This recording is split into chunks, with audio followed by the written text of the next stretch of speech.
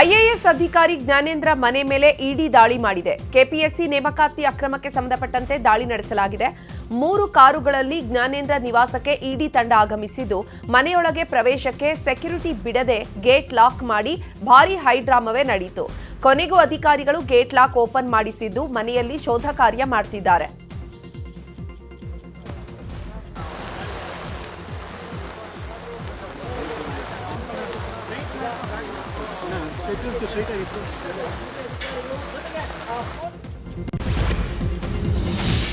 ನಾಗೇಂದ್ರ ರಾಜೀನಾಮೆಗೆ ಬಿಜೆಪಿ ಪಟ್ಟು ವಿಚಾರದ ಬಗ್ಗೆ ಬೆಂಗಳೂರಿನಲ್ಲಿ ಮಾತನಾಡಿದ ಸಿಎಂ ಡಿಕೆ ಶಿವಕುಮಾರ್, ಬಿಜೆಪಿಯವರು ಗೂಂಡಾಗಿರಿ ಮಾಡ್ತಿದ್ದಾರೆ.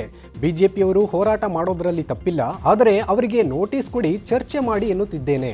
ಆದರೆ ಇವರು ಸದನ ಹಾಳು ಮಾಡ್ತಿದ್ದಾರೆ. ಸದನದಲ್ಲಿ ಕಾಂಗ್ರೆಸ್ನ ಎದುರಿಸುವ ಧೈರ್ಯ ಅವರಿಗಿಲ್ಲ ಅಂತ ಹೇಳಿದ್ದಾರೆ. ದೇಶದ ಕಾನೂನು, ಈ ಕರ್ನಾಟಕ ಈ ಭೂಮಿಯ ಕಾನೂನು, ಆ ಕಾನೂನು ಚೌಕಟ್ಟಿನಲ್ಲಿ ಏನ್ ಬೇಕಾದ್ರೂ ಮಾಡಿ. ಇವತ್ತು ಮಾಡ್ತಾ ಇರೋದವರೆಲ್ಲ ಗೂಂಡಾಗಿರಿ, ಒಂದು ನೋಟಿಸು ಕೊಡದೆ ಏನು ಕೊಡದೆ ಕಾನೂನನ್ನ ಅಸೆಂಬ್ಲಿನ ಹಾಳು ಮಾಡ್ತಾ ಇದ್ದಾರೆ. ಜನರ ಅವ್ರಿಗೆ ಏನ್ ಬೇಕಾದ್ರೂ ಕೇಳೋದು ತಪ್ಪಿಲ್ಲ, ಧರಣಿ ಮಾಡೋದು ತಪ್ಪಿಲ್ಲ, ಹೋರಾಟ ಮಾಡೋದು ತಪ್ಪಿಲ್ಲ.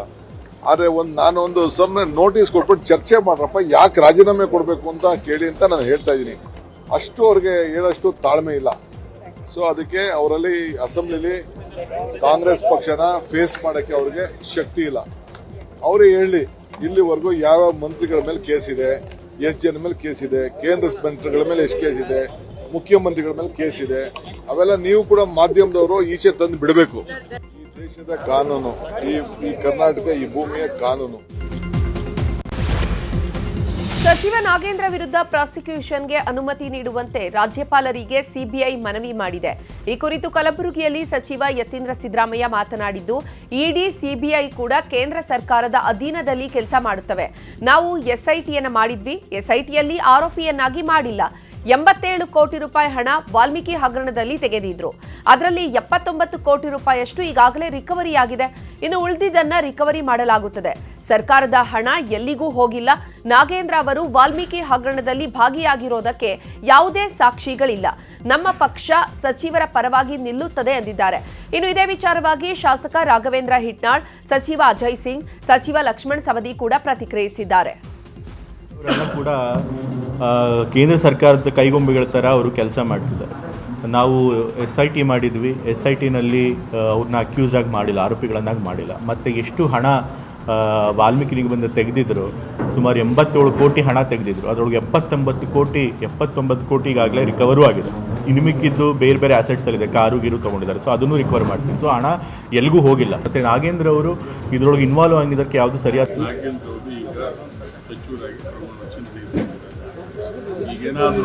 ಇವತ್ತು ದೇಶದಲ್ಲಿ ಸುಮಾರು 226 ಕೇಂದ್ರ ಬಿಜೆಪಿ ಸಚಿವರು, ಬಿಜೆಪಿ ಶಾಸಕರ ಮೇಲೆ ಆರೋಪಗಳಿವೆ. ಎಲ್ಲರೂ ರಿಸೈನ್ ಮಾಡ್ತಾರ? ರಿಸೈನ್ ಮಾಡಿ ಮತ್ತೆ ನಾವು ಹೇಳ್ತೀವಿ, ಅವ್ರಿಗೆ ಒಂದು ನೀತಿ, ನಮಗೊಂದು ನೀತಿ. ಅವ್ರು ಆರೋಪ ಮಾಡೋರ್ರಿ, ಅವ್ರಿಗೆ ಬೇರೆ ಸಬ್ಜೆಕ್ಟ್ ಇಲ್ಲ, ಅವ್ರು ಮಾತಾಡ್ತಕ್ಕಂಥ ಅಧಿಕಾರಿಕನೂ ಇಲ್ಲ. ಆರೋಪಕ್ಕೆ ಅದಕ್ಕೆ ಅರ್ಥ ಇರೋದಲ್ಲ. ಒಂದ್ಸರಿ ಸಚಿವ ನಾಗೇಂದ್ರ ರಾಜೀನಾಮೆ ವಿಚಾರವಾಗಿ ಬೆಂಗಳೂರಿನಲ್ಲಿ ವಿಪಕ್ಷ ನಾಯಕ ಆರ್ ಅಶೋಕ್ ಸುದ್ದಿಗೋಷ್ಠಿ ನಡೆಸಿ ಮಾತನಾಡಿದ್ದಾರೆ. ಕಳೆದ 1 ವಾರದಿಂದ ಹೋರಾಟ ನಡೆಯುತ್ತಿದೆ. ಜನರು ಕೂಡ ಸರ್ಕಾರದ ವಿರುದ್ಧ ಧ್ವನಿ ಎತ್ತಿದ್ದಾರೆ. ನಾಳೆ ವಿಧಾನಸೌಧ ಮುತ್ತಿಗೆ ಹಾಕಲು ನಿರ್ಧರಿಸಿದ್ದೇವೆ. ಫ್ರೀಡಂ ಪಾರ್ಕ್ನಿಂದ ಪ್ರತಿಭಟನೆ ಆರಂಭಿಸಿ ವಿಧಾನಸೌಧ ಮುತ್ತಿಗೆ ಹಾಕ್ತೇವೆ. ಪ್ರತಿಭಟನೆಯಲ್ಲಿ ಬಿಜೆಪಿಯ ಎಲ್ಲರೂ ಭಾಗಿಯಾಗ್ತಾರೆ. ನಮ್ಮ ಹೋರಾಟಕ್ಕೆ ಕೇಂದ್ರ ಸಚಿವ ಕುಮಾರಸ್ವಾಮಿ ಕೂಡ ಬೆಂಬಲ ಕೊಟ್ಟಿದ್ದಾರೆ. ನಾಳೆ ಸದನದ ಹೊರಗೆ ಹಾಗೂ ಒಳಗೆ ಎರಡೂ ಕಡೆ ಹೋರಾಟ ಮಾಡ್ತೇವೆ ಅಂತ ಹೇಳಿದ್ದಾರೆ. ಹೇಳ್ತಾ ಇದ್ದಾರೆ, ದಲಿತರನ್ನ ಟಾರ್ಗೆಟ್ ಮಾಡ್ತಾ ಇದ್ದೀರಾ. ನಾಗೇಂದ್ರ ಒಬ್ಬನೇನ ದಲಿತರದು ಅಂತ ಗೊತ್ತಿದ್ದು ಹಣ ತಿಂದಿದೆಯಲ್ಲ, ಯಾವ ನೈತಿಕತೆ ಇದೆ ಈ ಸರ್ಕಾರಕ್ಕೆ? ಇದು ನಮ್ಮ ಪ್ರಶ್ನೆ. ಅದಕ್ಕೋಸ್ಕರ ನಾಳೆ ನಾವು ವಿಧಾನಸಭೆ ಒಳಗಡೆನೂ ಹೋರಾಟ ಮುಂದುವರಿಸ್ತೀರಿ. ಆಮೇಲೆ ನಾವು ಹೊರಗಡೆನೂ ಕೂಡ, ನನಗನ್ಸ್ತೈತೆ ಅವರು ಸೋಮವಾರ ರಾಜೀನಾಮೆ ತೆಗೆದುಕೊಂಡು ನಮ್ಮೆಲ್ಲರಿಗೂ ಬರೋದ ಬಗ್ಗೆ, ಬೇರೆ ಬೇರೆ ವಿಚಾರ ಬಗ್ಗೆ ಚರ್ಚೆ ಕೊಡ್ತಾರೆ ಅಂತ 100% ನನಗೆ ವಿಶ್ವಾಸ ಇದೆ. ಆಗಿಲ್ಲ ಅಂತ ಹೇಳಿದ್ರೆ ಕೊನೆಗೆ ಅಂತಿಮವಾಗಿ ನಾವು ರಾಜ್ಯಪಾಲರ ಬಾಗಿಲನ್ನು ತಟ್ತೀರಿ. ಬಿಡದಿ ಟೌನ್ಶಿಪ್ ವಿರುದ್ಧ ರೈತರ ಹೋರಾಟ ಮುಂದುವರೆದಿದೆ. 530 ದಿನಗಳ ನಿರಂತರ ಪ್ರತಿಭಟನೆಗೂ ಸರ್ಕಾರ ಬಗ್ಗದ ಹಿನ್ನೆಲೆ ರಾಜ್ಯ ರೈತ ಸಂಘ ಹಾಗೂ ಸಂಯುಕ್ತ ಹೋರಾಟ ಸಮಿತಿ ನೇತೃತ್ವದಲ್ಲಿ ಬೃಹತ್ ಹೋರಾಟಕ್ಕೆ ಸಜ್ಜಾಗಿದೆ. ಬೆಂಗಳೂರಿನ ಫ್ರೀಡಂ ಪಾರ್ಕ್ನಿಂದ ವಿಧಾನಸೌಧ ಚಲೋ ನಡೆಸಲು ನಿರ್ಧರಿಸಲಾಗಿದೆ. ಆಗಸ್ಟ್ 25ಕ್ಕೆ ವಿಧಾನಸೌಧ ಚಲೋ ಹೋರಾಟ ನಡೆಯಲಿದೆ. ಸಾವಿರಾರು ರೈತರಿಂದ ವಿಧಾನಸೌಧ ಮುತ್ತಿಗೆಗೆ ಪ್ಲಾನ್ ಮಾಡಿಕೊಳ್ಳಲಾಗಿದೆ. ಈ ಬಗ್ಗೆ ಸುದ್ದಿಗೋಷ್ಠಿ ನಡೆಸಿ ರೈತ ಮುಖಂಡ ಪ್ರಕಾಶ್ ಮತ್ತು ನಾಗರಾಜ್ ಮಾಹಿತಿ ನೀಡಿದ್ದಾರೆ. 25ನೇ ತಾರೀಕು ಫ್ರೀಡಂ ಪಾರ್ಕ್ನಿಂದ ವಿಧಾನಸೌಧ ಚಲೋ ಕಾರ್ಯಕ್ರಮ ನಾವು ರೈತ ಸಂಘ ಮತ್ತು ಕರ್ನಾಟಕ ರಾಜ್ಯ ರೈತ ಸಂಘ ಹೀಗೆ ಕರ್ನಾಟಕದ ಎಷ್ಟು ರೈತ ಸಂಘಟನೆಗಳು ಎಲ್ಲ ಸಂಘಟನೆಗಳಿಂದ ಒಗ್ಗಟ್ಟಾಗಿ ನಾವು ಇದೇ 25ನೇ ತಾರೀಕು ಮಂಗಳವಾರ ಫ್ರೀಡಂ ಪಾರ್ಕ್ ಪ್ರತಿಭಟನೆ ಮಾಡ್ತಾ ಇದ್ದೀವಿ. ವಿಧಾನಸೌಧ ಚಲೋ ಕಾರ್ಯಕ್ರಮ ಇಟ್ಕೊಂಡಿದ್ದೀವಿ. ಎಲ್ಲ ಸಂಘಟನೆಗಳು ತೀರ್ಮಾನ ತಗೊಂಡು ಇದಕ್ಕೆ ಒಂದು ಅಂತ್ಯ ಕಾಣಲೇಬೇಕು ಅಂತಕ್ಕಂಥದ್ದು ಒಂದು ದೃಢ ನಿರ್ಧಾರವನ್ನು ಮಾಡಿದ್ದೀವಿ. ಆಮೇಲೆ ಒಂದು ಕಡೆ ಇವತ್ತು ಪ್ರತಿ ಹಳ್ಳಿಲಿ 26 ಹಳ್ಳಿಲೂ ಕೂಡ ಇವತ್ತು ಮೂಲಭೂತ ಸೌಕರ್ಯ ಸಿಗ್ತಾ ಇಲ್ಲ. ಕಳೆದ 2 ವರ್ಷಗಳಿಂದನೂ ಕೂಡ ಸರ್ಕಾರದಿಂದ ಯಾವುದೇ ಮೂಲಭೂತ ಸೌಕರ್ಯ ಸಿಗ್ತಾ ಇಲ್ಲ. ಇವತ್ತು ಜನಸಾಮಾನ್ಯರು ಏನಾಗಬೇಕು? ಇದೇ ತಿಂಗಳು 25 ಕೊಪ್ಪಳ ನಗರಾಭಿವೃದ್ಧಿ ಪ್ರಾಧಿಕಾರದಲ್ಲಿ ಹಣ ಲೂಟಿ ಪ್ರಕರಣದ ಕುರಿತಾಗಿ ಕೊಪ್ಪಳದಲ್ಲಿ ಮಾತನಾಡಿದ ಸಚಿವ ಶಿವರಾಜ್ ತಂಗಡಗಿ, ತಪ್ಪಿತಸ್ಥರಿಂದ ಹಣ ವಸೂಲಿ ಮಾಡಲಾಗುತ್ತದೆ. ಅವರ ಆಸ್ತಿ ಜಪ್ತಿ ಮಾರಿಯಾದರೂ ಸಹ ಹಣ ವಾಪಸ್ಸು ಪಡೆಯಲಾಗುತ್ತೆ. ಫಲಾನುಭವಿಗಳಿಂದ ಬಂದ ಹಣ ತಮ್ಮ ಅಕೌಂಟಿಗೆ ಹಾಕಿಕೊಂಡಿದ್ದಾರೆ. ಈಗ ಅವರ ಮೇಲೆ ಪ್ರಕರಣ ದಾಖಲಾಗಿದೆ. ಹಣವನ್ನು ರಿಕವರಿ ಮಾಡಲಾಗುತ್ತೆ. ಈ ಪ್ರಕರಣದಲ್ಲಿ ಶಾಸಕರಾಗಲಿ ಸಚಿವರ ಕೈವಾಡವಿಲ್ಲ. ಬಿಜೆಪಿಯವರು ಸುಖಾಸುಮ್ಮನೆ ಆರೋಪ ಮಾಡ್ತಿದ್ದಾರೆ ಅಂತ ಹೇಳಿದ್ದಾರೆ. ರಿಕವರಿ ಮಾಡಿದ್ವಿ, 42 ಲಕ್ಷ ರಿಕವರಿ ಮಾಡಿದ್ವಿ ಇನ್ಶೂರೆನ್ಸ್ ಹಣನ. ಇನ್ನೂ ಕೂಡ ರಿಕವರಿ ಮಾಡ್ತಾ ಇದ್ದೀವಿ. ಸೊ ಅವ್ರ ಮೇಲೆ ಯಾಕಪ್ಪ FIR ಮಾಡಿಲ್ಲ ಅಂದರೆ ಇನ್ನೂ ಅಮೌಂಟ್ ಬರ್ತಾ ಇದೆಯಲ್ಲ, FIR ಮಾಡಿ. ರಾಷ್ಟ್ರಗೀತೆ ಹಾಡಲಾರದವರು, ರಾಷ್ಟ್ರಧ್ವಜ ಹಾರಿಸದವರು, ರಿಜಿಸ್ಟ್ರೇಷನ್ ಮಾಡಿಸಲಾರದವರು ಪಾಕಿಸ್ತಾನಕ್ಕೆ ಹೋಗಬೇಕಾ ಅಂತ ಸಚಿವ ಶಿವರಾಜ್ ತಂಗಡಗಿ ಪ್ರಶ್ನೆ ಮಾಡಿದ್ದಾರೆ. ಕೊಪ್ಪಳದ ಕನಕಗಿರಿಯಲ್ಲಿ ಮಾತನಾಡಿದ ಅವರು, 1937ರಿಂದ ನಾವು ಒಂದೇ ಮಾತರಮನ್ನ ಹಾಡ್ತಾ ಇದ್ದೇವೆ. ಕಾಂಗ್ರೆಸ್ ಅಂದಿನಿಂದ ಇಂದಿನವರೆಗೂ ಕೂಡ 2 ಚರಣ ಒಂದೇ ಮಾತರಂ ಹಾಡ್ತಾ ಇದೆ. ಪಕ್ಷದ ಕಚೇರಿಯಲ್ಲಿ 2 ಚರಣ ಹಾಡ್ತೀವಿ. ಸರ್ಕಾರದ ಕಾರ್ಯಕ್ರಮ ಅಂತ ಅಂದ್ರೆ ಸಂಪೂರ್ಣ ಹಾಡ್ತೀವಿ. ಬಿಜೆಪಿಗೆ ನಮ್ಮ ಪಕ್ಷದ ಬಗ್ಗೆ ಮಾತನಾಡಲು ಬೇರೆ ವಿಚಾರ ಇಲ್ಲ. ಹೀಗಾಗಿ ವ್ರತಾ ಆರೋಪವನ್ನ ಮಾಡ್ತಿದ್ದಾರೆ ಅಂತ ಅಂದ್ರು. ಇನ್ನು ಇದೇ ವಿಚಾರವಾಗಿ ಸಚಿವ ಅಜಯ್ ಸಿಂಗ್ ಕೂಡ ಕಲಬುರಗಿಯಲ್ಲಿ ಪ್ರತಿಕ್ರಿಯಿಸಿದ್ದಾರೆ. ಒಂದೇ ಮಾತರಂಬುದು ವಿಚಾರದೊಳಗ 1937 ಕಾಂಗ್ರೆಸ್ ಆಡ್ಕೊಂತ ಬಂದೈತಿ. 2 ಪೇರ ಮಾಡ್ಕೊಂತ ಬಂದೈತಿ. 2 ಚರಣಗಳನ್ನು ಆಡ್ಕೊಂತ. ಈ ಬಿಜೆಪಿ ಕಡೆಯಿಂದ ನಾವು ಬುದ್ಧಿ ಕಲಿಬೇಕು. ಎಲ್ಲಿದ್ದರು 37ರಾಗ ಬಿಜೆಪಿಯವರು? ಎಲ್ಲಿದ್ದರು? ಸ್ವತಂತ್ರ ಹೋರಾಟ ಮಾಡ್ಯಾರ? ಸ್ವತಂತ್ರ ಹೋರಾಟದಾಗ ಎಲ್ಲರ ಭಾಗಿಯಾಗ್ಯಾರ? ಎಲ್ಲಿದ್ದಾರೆ ಹೇಳ್ರಿ?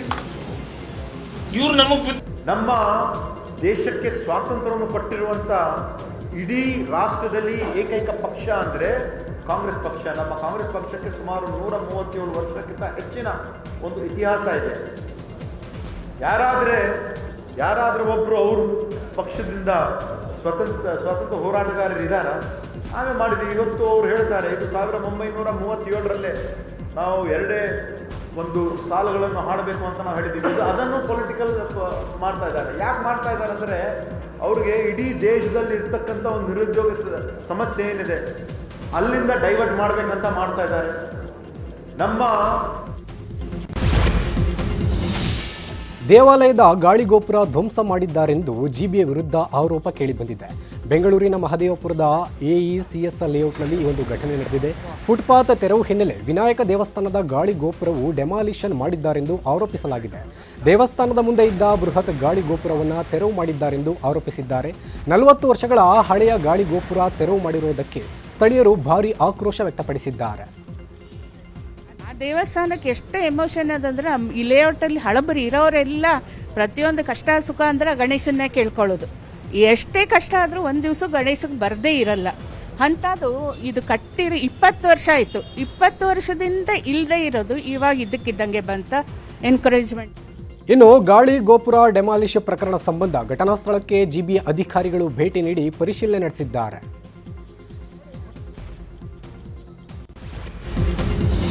ನಕಲಿ ಔಷಧಿ ಮಾರಾಟ ಪ್ರಕರಣಕ್ಕೆ ಸಂಬಂಧಪಟ್ಟಂತೆ ಬಿಗ್ ಅಪ್ಡೇಟ್ ಲಭ್ಯವಾಗಿದೆ. ಪ್ರಮುಖ ಆರೋಪಿ ಪ್ರಶಾಂತ್ ಎಂಬಾತನನ್ನ ಬಂಧಿಸಲಾಗಿದೆ. ಅಜರ್ಬೈಜಾನ್ ಕಸ್ಟಮ್ ಅಧಿಕಾರಿಗಳು ವಶಕ್ಕೆ ಪಡೆದಿದ್ದಾರೆ. ವಿದೇಶದಿಂದ ನಕಲಿ ಔಷಧಿಗಳೊಂದಿಗೆ ಬರುವಾಗ ಆರೋಪಿ ಲಾಕ್ ಆಗಿದ್ದಾನೆ. ವಿದೇಶದಿಂದ ಕಡಿಮೆ ಬೆಲೆಗೆ ಔಷಧಿಗಳನ್ನು ತರ್ತಾ ಇದ್ದ ಪ್ರಶಾಂತ್ ಅದಕ್ಕೆ ಲೇಬಲಿಂಗ್ ಮಾಡಿ ಮಾರಾಟ ಮಾಡ್ತಾ ಇದ್ದ. ಅಜರ್ಬೈಜಾನ್ ಏರ್ಪೋರ್ಟ್ನಲ್ಲಿ ಪ್ರಶಾಂತನ ವಶಕ್ಕೆ ಪಡೆದಿರುವಂತಹ ಅಧಿಕಾರಿಗಳು ವಿಚಾರಣೆ ಮಾಡ್ತಿದ್ದಾರೆ. ಇಂಟರ್ಪೋಲ್ ಮುಖಾಂತರ ಆರೋಪಿಯನ್ನ ವಶಕ್ಕೆ ಪಡೆಯಲು ಎಸ್ಐಟಿ ಮುಂದಾಗಿದೆ. ಹಾವೇರಿಯ ಶಿಗ್ಗಾವಿ ಪಟ್ಟಣಕ್ಕೆ ಸಂಸದ ಬಸವರಾಜ ಬೊಮ್ಮಾಯಿ ಭೇಟಿ ನೀಡಿದ್ದಾರೆ.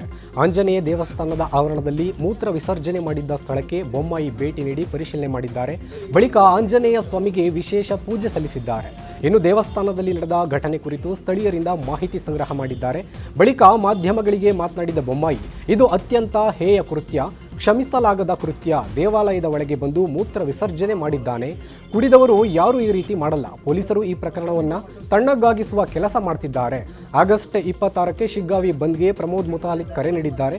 ಅದಕ್ಕೆ ನಾವು ಕೂಡ ಬೆಂಬಲ ಕೊಡ್ತೇವೆ ಅಂತ ಹೇಳಿದ್ದಾರೆ.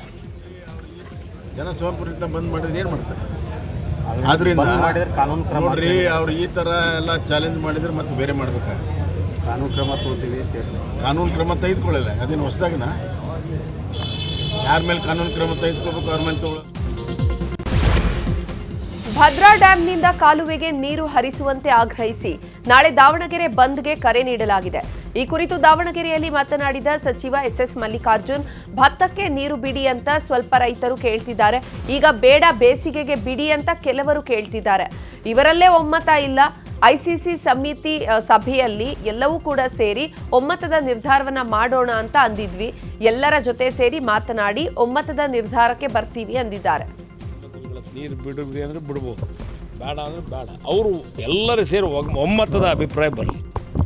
ಈಗ ಸ್ವಲ್ಪ ಜನ ಬರ್ತಾರೆ, ನಮಗೆ ಭತ್ತಕ್ಕೆ ಟೈಮ್ ಆಗೈತಿ, ನಮಗೆ ನೀರು ಬಿಡೋದು ಬೇಡ, ನಮಗೆ ಬೇಸಿಗೆ ನೀರು ಬೇಕು ಅಂತ ಸ್ವಲ್ಪ ಜನ. ಈಗ ಅವ್ರದ್ರಾಗ ಒಮ್ಮತ ಇಲ್ಲ. ಈಗ ಅದಕ್ಕೆ ನಾನು ನಮ್ಮ ಮಾಜಿ ಸಚಿವರಿಗಾಗಲಿ ಮಾಜಿ ಶಾಸಕರಿಗಾಗಲಿ ಎಲ್ಲರಿಗೂ ಅದನ್ನು ಅವತ್ತು ಕೂಲಂಕುಷವಾಗಿ ಪರಿಶೀಲನೆ ಮಾಡಿ ಮುಖ್ಯಮಂತ್ರಿ. ನೈಸ್ ರಸ್ತೆ ಟೋಲ್ ವಿವಾದದ ಬಗ್ಗೆ ಮಂಡ್ಯದಲ್ಲಿ ಕೇಂದ್ರ ಸಚಿವ ಕುಮಾರಸ್ವಾಮಿ ರಿಯಾಕ್ಟ್ ಮಾಡಿದ್ದಾರೆ. ಸರ್ಕಾರ ನೈಸ್ ಯೋಜನೆಯ ಹೆಸರಿನಲ್ಲಿ ಆ ಕಂಪನಿ ಜೊತೆಗೆ ಶಾಮೀಲಾಗಿದೆ. ಕಂಪನಿ ಮಾಲೀಕರಿಗೆ ರೆಡ್ ಕಾರ್ಪೆಟ್ ಹಾಕಿದ್ದಾರೆ. ರೈತರ ಭೂಮಿಗಳನ್ನು ಲೂಟಿ ಮಾಡಿದ್ದಾರೆ. 20 ವರ್ಷ ಆದರೂ ಸಹ ಇನ್ನೂ ರೈತರಿಗೆ ಹಣ ನೀಡಿಲ್ಲ. ಲೋಕೋಪಯೋಗಿ ಸಚಿವರು ಇನ್ನೂ 20 ವರ್ಷ ಅಗ್ರಿಮೆಂಟ್ ಇದೆ ಅಂತಾರೆ. ಸರ್ಕಾರದವರು ಆ ಕಂಪನಿಯವರ ಜೊತೆ ಸೇರಿಕೊಂಡು ಲೂಟಿ ಹೊಡೆಯುತ್ತಿದ್ದಾರೆ. ಸರ್ಕಾರ ಇರೋದು ಯಾರೊಬ್ಬರನ್ನ ರಕ್ಷಣೆ ಕೊಡಲು ಅಲ್ಲ ಅಂತ ಕಿಡಿಕಾರಿದ್ದಾರೆ. ಬಹುಶಃ ಇವತ್ತಿನ ಆ ಜಾಹೀರಾತೇನಿದೆ, ಅದು ಜಾಹೀರಾತು ಯಾರು ಕಲ್ಪನೆ ಮಾಡಿ ಕೊಟ್ಟಿರ್ತಕ್ಕಂಥ ಜಾಹೀರಾತಲ್ಲ. ಇತ್ತೀಚೆಗೆ ಏಕಸದಸ್ಯ ಪೀಠ ಮತ್ತು ದ್ವಿಸದಸ್ಯ ಪೀಠ ಎರಡು ನ್ಯಾಯಾಲಯಗಳಲ್ಲಿ ಕೊಟ್ಟಿರ್ತಕ್ಕಂಥ ಫೈಂಡಿಂಗ್ಸ್ ಏನಿದೆ, ಈ ಸರ್ಕಾರ ಈ ಒಂದು ಯೋಜನೆಯ ಹೆಸರಿನಲ್ಲಿ ಹಲವಾರು ವರ್ಷಗಳು, ಇದೊಂದೇ ಸರ್ಕಾರ ಅಲ್ಲ, ಹಲವಾರು ಅಧಿಕಾರಿಗಳು ಸರ್ಕಾರ ನಡೆಸ್ತಕ್ಕಂಥವರು ಆ ಒಂದು ಕಂಪ್ನಿಯ ಜೊತೆ ಶಾಮೀಲಾಗಿ ಆ ಫ್ರೇಮ್ವರ್ಕ್ ಅಗ್ರಿಮೆಂಟ್ ಅಂತಕ್ಕಂಥದ್ದೇನಿತ್ತು ಅದೆಲ್ಲ ಉಲ್ಲಂಘನೆ ಮಾಡಿ, ವೈಲೇಟ್ ಮಾಡಿ. ಚಾಮರಾಜನಗರದ ಎನ್ಕೌಂಟರ್ ಪ್ರಕರಣಕ್ಕೆ ಸಂಬಂಧಪಟ್ಟಂತೆ ಕಾವೇರಿ ವನ್ಯಧಾಮದ ಕರಡಿಕಲ್ಲು ಒಡ್ಡು ಬಳಿ ನಡೆದಂತಹ ಶೂಟೌಟ್ ಸ್ಥಳದಿಂದ ನ್ಯೂಸ್ 18 ಪ್ರತ್ಯಕ್ಷ ವರದಿಯನ್ನ ಮಾಡಿದೆ. ಆಗಸ್ಟ್ 15ರಂದು ನಡೆದಂತಹ ಎನ್ಕೌಂಟರ್ ಪ್ರಕರಣ, ಆ ಘಟನೆ ನಡೆದಿದ್ದು ಈ ಒಂದು ಪ್ರದೇಶದಲ್ಲೇ. ಏನು ಬೇಟೆಗಾರರ ನಡುವೆ ಮುಖಾಮುಖಿ ಆಗುತ್ತೆ. ಆ ಸಂದರ್ಭದಲ್ಲಿ ಬೇಟೆಗಾರರು ಅರಣ್ಯ ಸಿಬ್ಬಂದಿ ಮೇಲೆ ಗುಂಡು ಹಾರಿಸ್ತಾರೆ ಅಂತ ಒಂದು ಗೊತ್ತಾಗುತ್ತೆ. ಗುಂಡು ಹಾರಿಸಿದ ತಕ್ಷಣ ಆ ಒಂದು ಅರಣ್ಯ ಸಿಬ್ಬಂದಿ ತಪ್ಪಿಸಿಕೊಂಡು ಅವರು ಪ್ರತಿದಾಳಿ ನಡೆಸ್ತಾರೆ. ಪ್ರತಿದಾಳಿ ನಡೆಸಿದಾಗ ಇಲ್ಲಿ ಏನು ಅಂತೋಣಿ ಸ್ವಾಮಿ ಮತ್ತು ಪೀಟರ್ನವರು ಕೂತಿರ್ತಾರೆ ಇದೇ ಸ್ಥಳದಲ್ಲಿ, ಅವರು ಇಬ್ಬರು ಮೃತಪಡ್ತಾರೆ ಆ ಗುಂಡೇಟಿಗೆ. ಜೊತೆಗೆ ಇನ್ನೊಂದು ಪಕ್ಕದಲ್ಲಿ ಕುಮಾರ್ ಅಂತ ಕೂತಿರ್ತಾನೆ, ಆ ಕುಮಾರ್ ಸಹ ಈ ಒಂದು ಗುಂಡೇಟಿಗೆ ಬಲಿ ಆಗ್ತಾನೆ. ಅರಣ್ಯ ಸಿಬ್ಬಂದಿ ಗುಂಡೇಟಿಗೆ ಈ ನಾನು ತೋರಿಸ್ತಾ ಇದ್ದೀನಿ, ಇಲ್ಲಿ ಅವರ ರಕ್ತದ ಕಲೆ ನೋಡುವುದು. ಇಲ್ಲಿಂದ ಅವನು ಮೃತಪಡ್ತಾನೆ. ಜೊತೆಗೆ ಇದ್ರ ಪಕ್ಕದಲ್ಲಿ ಅಂತೋಣಿ ಏನು ಮಹಿಮಾದಾಸ್ ಅಂತ ಇರ್ತಾನೆ, ಅವನು ಇಲ್ಲಿ ಕೂತಿದ್ದು ಗುಂಡು ಹಾರಿಸಿದ ತಕ್ಷಣ ಈ ಕಡೆಯಿಂದ ನಾನು ತೋರಿಸ್ತಾ ಇದ್ದೀನಿ ನಿಮಗೆ, ಈ ಕಡೆಯಿಂದ ಕೆಳಗಡೆ ಓಡಿ ಹೋಗಿ ನಾಪತ್ತೆ ಆಗ್ತದೆ. ಇದಿಷ್ಟು ಅವತ್ತು ಏನು ಘಟನೆ ನಡೀತು ಅದರ ಒಂದು ಪ್ರತ್ಯಕ್ಷ ವರದಿ. SM Nandish, news 18. ಕಾವೇರಿ ವನ್ಯಧಾಮದ 8 ಕಳ್ಳಬೇಟೆ ತಡೆ ಶಿಬಿರಗಳನ್ನು ಧ್ವಂಸ ಮಾಡಲಾಗಿದೆ. ಮಿಂಚೇನಾರೆ ಹಳ್ಳ, ಹೊಳೆಮುರದಟ್ಟಿ ಶಿಬಿರಗಳನ್ನು ಜಿಲೆಟಿನ್ ಬಳಸಿ ಸ್ಫೋಟ ಮಾಡಲಾಗಿತ್ತು. ಘಟನಾ ಸ್ಥಳದಿಂದ ನ್ಯೂಸ್ 18 ವರದಿ ಮಾಡಿದೆ. ನಾವೀಗ ಕರ್ನಾಟಕ ಮತ್ತು ತಮಿಳುನಾಡು ಬಾರ್ಡರ್ ಇರ್ತಕ್ಕಂತಹ ಒಂದು ಹೊಳೆಮುರದಟ್ಟಿ ಅಂತ ಒಂದು ಆನೆ ಕಳ್ಳಬೇಟೆ ತಡೆ ಶಿಬಿರದ ಅಲ್ಲಿದ್ದೀವಿ. ಇದನ್ನು ನೀವು ನೋಡ್ಬೋದು. ಇದನ್ನು ಸಂಪೂರ್ಣವಾಗಿ ಒಳಗಡೆ ಎಲ್ಲ ಧ್ವಂಸ ಮಾಡಿದ್ದಾರೆ. ಡೈನಮೈಟ್ ಮತ್ತು ಜಿಲೆಟಿನ್ ಬಳಸಿ ಧ್ವಂಸ ಮಾಡಿರೋದಂತ ನಾವು ಕಾಣ್ಬೋದು. ಜೊತೆಗೆ ಇದು ನಾನು ತೋರಿಸ್ತಾ ಇದ್ದೀನಿ, ಇದು ಕಾವೇರಿ ನದಿ ಅದೇ ಹರಿತಾ ಇದೆ. ಪಕ್ಕದಲ್ಲಿ ತಮಿಳುನಾಡು, ಆ ಕಡೆ ಭಾಗ ತಮಿಳುನಾಡು, ಈ ಕಡೆ ಭಾಗ ಕರ್ನಾಟಕ. ನಾವು ದೃಶ್ಯದಲ್ಲಿ ತೋರಿಸ್ತಾ ಇದ್ದೀವಿ ಯಾವ ರೀತಿ ಒಂದು ಭೀಕರ ದೃಶ್ಯ ಇದನ್ನು ಸಾಕಷ್ಟು ಹಾನಿಯಾಗಿದೆ. ಗೋಡೆಗಳೆಲ್ಲ ಕುಸಿದು ಸ್ಫೋಟ ಆಗಿ ಕುಸಿದು ಬಿದ್ದಿರೋದನ್ನ ತಾವು ಗಮನಿಸ್ಬೋದು. ಈ ಹೊಳೆಮುಲಗಟ್ಟಿ ಮತ್ತು ಮಿಂಚಿನವರೆ ಹಳ್ಳ ಪ್ರದೇಶ ಇವುಗಳನ್ನು ಜಿಲೆಟಿನ್ಸ್ ಇಟ್ಟು ಸ್ಫೋಟ ಮಾಡಿದ್ದಾರೆ. ಮತ್ತು ಇದು ಸಿಲಿಂಡರ್ ಸಹ ಸ್ಫೋಟ ಮಾಡೋಕ್ಕೆ ಪ್ರಯತ್ನ ಮಾಡಿದ್ದಾರೆ. ನೋಡಬಹುದು, ಗಮನಿಸ್ಬೋದು. ಇಲ್ಲಿ ಆಹಾರ ಪದಾರ್ಥಗಳನ್ನ ಎಲ್ಲ ತಿಂಡಿ ಮಾಡಿ ಹೋಗಿರೋದನ್ನ ತಾವು ಗಮನಿಸ್ಬೋದು. ಯಾರಾದರೂ ಇಲ್ಲಿ ಅರಣ್ಯ ಸಿಬ್ಬಂದಿ ಸಿಕ್ಕಿದ್ರೆ ಅವರ ಪ್ರಾಣ ಹತ್ಯೆ ಆಗ್ತಿದ್ದು ಗ್ಯಾರಂಟಿ. ಆ ಥರದ ಒಂದು ಧ್ವಂಸವನ್ನು ಇಲ್ಲ ನಾವು ಕಾಣಬಹುದಾಗಿದೆ. SM Nandish, news 18, Chamarajanagar. ನೆಲಮಂಗಲ ನಗರಸಭೆ ಕಚೇರಿಯಲ್ಲಿ ಪೌರಾಯುಕ್ತ ಬಿಂದಾಸ್ ಆಗಿ ರೀಲ್ಸ್ ಮಾಡಿರುವ ವಿಡಿಯೋ ವೈರಲ್ ಆಗಿದೆ. ನೆಲಮಂಗಲ ನಗರಸಭೆ ಪೌರಾಯುಕ್ತ ಗಂಗಾಧರ್ ಕಚೇರಿಯಲ್ಲಿ ಕುಳಿತು ರೀಲ್ಸ್ ಮಾಡಿದ್ದಾರೆ. ಪೌರಾಯುಕ್ತ ಗಂಗಾಧರ್ ರೀಲ್ಸ್ ನೋಡಿ ನೆಟ್ಟಿಗರು ಆಕ್ರೋಶ ವ್ಯಕ್ತಪಡಿಸಿದ್ದಾರೆ.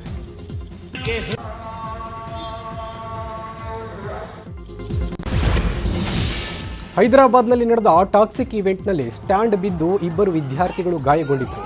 ಏಷ್ಯಾ ಮುಂದೆಯೇ ಭಾರೀ ಅನಾಹುತವೊಂದು ನಡೆದಿತ್ತು.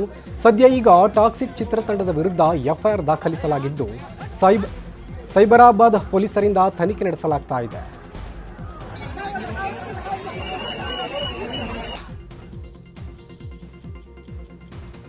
Is it okay there? Please check. ಮಂಗಳೂರಿನಲ್ಲಿ ವಶಕ್ಕೆ ಪಡೆದಿದ್ದ ಅಕ್ರಮ ಬಾಂಗ್ಲಾ ವಲಸಿಗರ ಹಸ್ತಾಂತರಕ್ಕೆ ಸಿದ್ಧತೆ ನಡೆಸಲಾಗಿದೆ. ತಿಂಗಳ ಹಿಂದೆ ಮಂಗಳೂರಿನ ವಿವಿಧೆಡೆಗಳಿಂದ ಅಕ್ರಮ ಬಾಂಗ್ಲಾ ವಲಸಿಗರನ್ನ ವಶಕ್ಕೆ ಪಡೆಯಲಾಗಿತ್ತು. ಕಟ್ಟಡ ಕಾರ್ಮಿಕರ ಸೋಗಿನಲ್ಲಿ ಮಂಗಳೂರಿನಲ್ಲಿ ಅಡಗಿಕೊಂಡಿದ್ದ 23 ಬಾಂಗ್ಲಾ ವಲಸಿಗರನ್ನ ವಶಕ್ಕೆ ಪಡೆಯಲಾಗಿತ್ತು. ಸದ್ಯಕ್ಕೆ ಅಕ್ರಮ ವಲಸಿಗರನ್ನ ಬಾಂಗ್ಲಾದೇಶಕ್ಕೆ ಗಡೀಪಾರು ಮಾಡುವ ಪ್ರಕ್ರಿಯೆ ಬಹುತೇಕ ಪೂರ್ಣವಾಗಿದೆ. ಬಿಗಿ ಬಂದೋಬಸ್ತ್ನಲ್ಲಿ ಪಶ್ಚಿಮ ಬಂಗಾಳದ ಮಾಲ್ಡಾಗೆ ಕರೆದೊಯ್ಯಲು ಮಂಗಳೂರು ಪೊಲೀಸರು ಸಿದ್ಧತೆ ನಡೆಸಿದ್ದು, ಆಗಸ್ಟ್ 26ರಂದು ಪಶ್ಚಿಮ ಬಂಗಾಳದ ಅಧಿಕಾರಿಗಳಿಗೆ ಬಾಂಗ್ಲಾ ವಲಸಿಗರನ್ನ ಹಸ್ತಾಂತರ ಮಾಡಲಿದ್ದಾರೆ. ಛತ್ತೀಸ್ಗಢ್ನಲ್ಲಿ ಧಾರಾಕಾರ ಮಳೆಯಾಗ್ತಾ ಇದ್ದು ಜನಜೀವನ ಅಸ್ತವ್ಯಸ್ತವಾಗಿದೆ. ರಾಯ್ಪುರದಲ್ಲಿ ನಿರಂತರ ಮಳೆಯಿಂದಾಗಿ ತಗ್ಗು ಪ್ರದೇಶಗಳಿಗೆಲ್ಲ ಮಳೆ ನೀರು ನುಗ್ಗಿ ಭಾರೀ ಅವಾಂತರ ಸೃಷ್ಟಿಯಾಗಿದೆ. ಇನ್ನು ನಗರದ ಪ್ರಮುಖ ರಸ್ತೆಗಳು ಸಂಪೂರ್ಣ ಜಲಾವೃತವಾಗಿದ್ದು ವಾಹನ ಸವಾರರು ಸಂಚರಿಸಲು ಪರದಾಡಿದ್ದಾರೆ.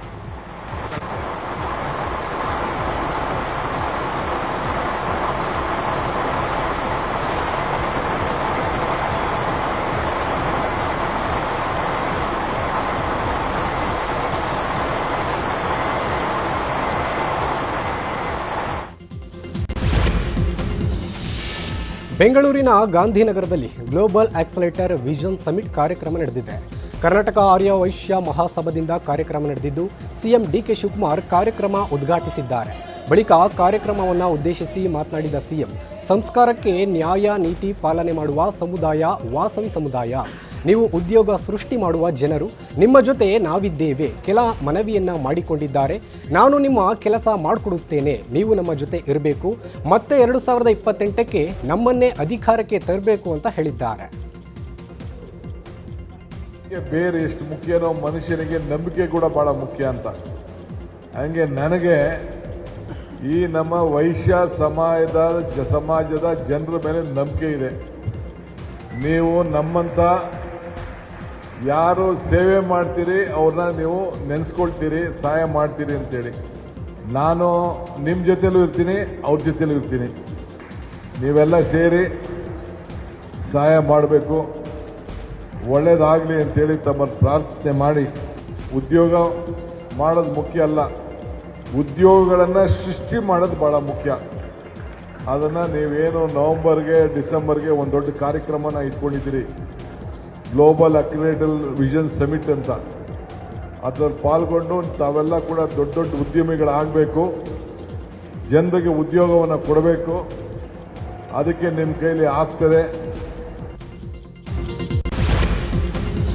ಸ್ವಚ್ಛ ಬೆಂಗಳೂರು ಅಭಿಯಾನಕ್ಕೆ ಬೆಸ್ಕಾಂ ಸಾಥ್ ನೀಡಿದೆ. ಇಂದು ನಗರದಾದ್ಯಂತ ವಿಶೇಷ ಸ್ವಚ್ಛತಾ ಅಭಿಯಾನ ಮಾಡಲಾಗಿದೆ. ಶನಿವಾರ ರಾತ್ರಿಯಿಂದ ಆರಂಭವಾದ ಅಭಿಯಾನ ಇಂದು ಸಂಜೆಯವರೆಗೆ ನಡೆಯಲಿದೆ. ಅಭಿಯಾನದಲ್ಲಿ BESCOM MD doctor N Shivashankara ಸೇರಿದಂತೆ ಹಿರಿಯ ಅಧಿಕಾರಿಗಳು ಭಾಗಿಯಾಗಿದ್ದಾರೆ. ಬೆಸ್ಕಾಂ ಲೈನ್ಮ್ಯಾನ್ಗಳಿಂದ ವಿದ್ಯುತ್ ಕಂಬ, ಟ್ರಾನ್ಸ್ಫಾರ್ಮರ್, ಕೇಂದ್ರಗಳ ಸ್ವಚ್ಛತೆಯನ್ನು ಮಾಡಲಾಗಿದೆ. ಬೆಂಗಳೂರು ಜನರ ಸುರಕ್ಷತೆಗೋಸ್ಕರ ಪಾದಚಾರಿ ಮಾರ್ಗಗಳನ್ನ ಸುರಕ್ಷತೆಯಾಗಿಡುವಂಥದ್ದು, ಮತ್ತೆ ನಮ್ಮ ಡಿಸ್ಟ್ರಿಬ್ಯೂಷನ್ ಟ್ರಾನ್ಸ್ಫಾರ್ಮರ್ ಸೆಂಟರ್ಸ್ನ ಕ್ಲೀನ್ ಮಾಡುವಂಥದ್ದು, ಮತ್ತೆ ಒಂದು ಗ್ಯಾಂಗ್ ಆಪರೇಟಿಂಗ್ ಸಿಸ್ಟಮ್ ಅಂತ GY ಕಾರ್ಡ್ಸ್ ಬರುತ್ತೆ, ಅದನ್ನ ರೀಪೊಸಿಷನ್ ಮಾಡುವಂಥ ಆಕ್ಟಿವಿಟಿಯನ್ನ ಸಮರೋಪಾದಿಯಲ್ಲಿ ನಾವು ತೆಗೆದುಕೊಂಡಿದ್ದೇವೆ. ಪ್ರತಿ ವಾರದ ಕೊನೆಯಲ್ಲಿ ಸೆಕೆಂಡ್ ಸಾಟರ್ಡೆ ಸಂಡೇ ಕೂಡ ಮಾಡಿದ್ವಿ, ಪ್ರತಿ ಸಂಡೇಸ್, ಮತ್ತೆ ಈ ವಾರ ಮತ್ತೆ ಮುಂದಿನ ವಾರ ಕೂಡ ಅದು ಸ್ಪೆಷಲ್ ಡ್ರೈವ್ ತೆಗೆದುಕೊಂಡೆ. ಅಂದ್ರೆ ಎಂಟೈರ್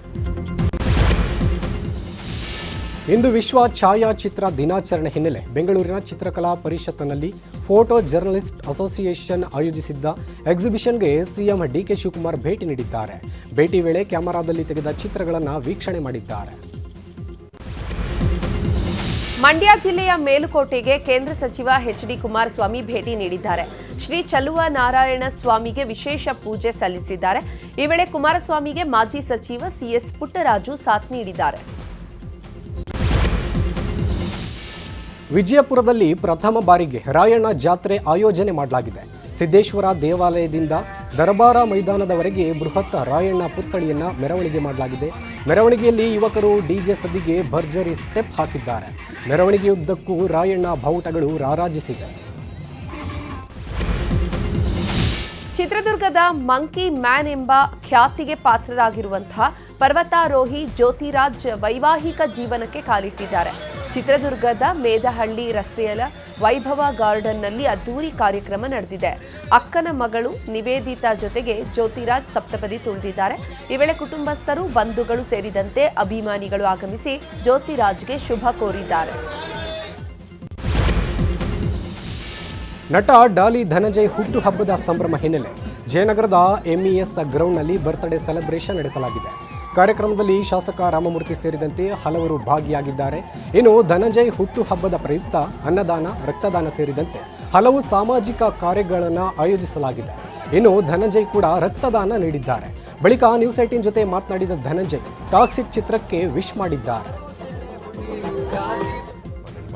ಐ ಥಿಂಕ್ ಎಲ್ಲರೂ ರಕ್ತದಾನ ಮಾಡ್ಬೋದು, ಅದು ಭಾಳ ಒಳ್ಳೆ ಕೆಲಸ. ಅದಕ್ಕೆ ಯಾವಾಗಲೂ ಅಭಿಮಾನಿಗಳನ್ನ ಮೀಟ್ ಮಾಡೋಕ್ಕಾಗಲ್ಲ ಪರ್ಸ್ನಲಾಗಿ. ಹುಟ್ಟುಹಬ್ಬ ಅಂದಾಗ ಅವ್ರದ್ದೊಂದು ಎಕ್ಸ್ಪೆಕ್ಟೇಷನ್ಸ್ ಇರುತ್ತೆ.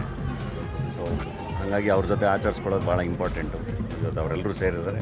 ಎಷ್ಟೊತ್ತಾಗುತ್ತೋ ಅಷ್ಟೊತ್ತು ನಿಂತ್ಕೊಂಡು ಭಾಳ ಖುಷಿಯಾಗಿ ಎಲ್ಲರೂ ಮಾತಾಡಿಸಿ ಹೊರಡ್ತೀನಿ. ಅಲ್ಲ, ಐ ಆಮ್ ವೆರಿ ಹ್ಯಾಪಿ. ನನಗೆ ಭಾಳ ಇಷ್ಟ ಆಯಿತು ಟ್ರೈಲರು ಇದೆಲ್ಲ. ಆ್ಯಂಡ್ ಅಷ್ಟು ದೊಡ್ಡದಾಗಿ all over world expectation set ಮಾಡಿರೋದು ಭಾಳ ಹೆಮ್ಮೆ ವಿಚಾರ. ಸೊ ನಾನು ಕೂಡ ಮೊದಲನೇ ದಿನವೇ ನೋಡ್ತೀನಿ ಟಾಕ್ಸಿಕ್. ರಕ್ತದಾನ ಆ್ಯಕ್ಚುಲಿ ಭಾಳ ಇಂಪಾರ್ಟೆಂಟ್, ಭಾಳ ನೀಟು. ಐ ಥಿಂಕ್ ಎಲ್ಲರೂ ರಕ್ತದಾನ ಮಾಡ್ಬೋದು. ಬೆಳಗಾವಿಯಲ್ಲಿ 3 ದಿನಗಳ ಕಾಲ ನ್ಯೂಸ್ 18 ಕರುನಾಡ ಹಬ್ಬ ನಡೀತಾ ಇದೆ. ಶ್ರೀನಗರ ಡಬಲ್ ರಸ್ತೆಯ ವಂಟಮೂರಿ ಮೈದಾನದಲ್ಲಿ ನ್ಯೂಸ್ 18 ಕನ್ನಡ ಕರುನಾಡ ಹಬ್ಬ ಕಾರ್ಯಕ್ರಮ ನಡೀತಾ ಇದೆ. 2ನೇ ದಿನವಾದ ನಿನ್ನೆ ಕೂಡ ಭರ್ಜರಿ ರೆಸ್ಪಾನ್ಸ್ ಸಿಕ್ಕಿದೆ. ಸಾವಿರಾರು ಜನ ಆಗಮಿಸಿ ಎಂಜಾಯ್ ಮಾಡಿದ್ದಾರೆ. ಕೊನೆ ದಿನವಾದ ಇಂದು ಅದ್ದೂರಿಯಾಗಿ ಕಾರ್ಯಕ್ರಮ ನಡೆಯಲಿದೆ. ನೀವು ಕೂಡ ಮಿಸ್ ಮಾಡದೆ ಬಂದು ಎಂಜಾಯ್ ಮಾಡಿ.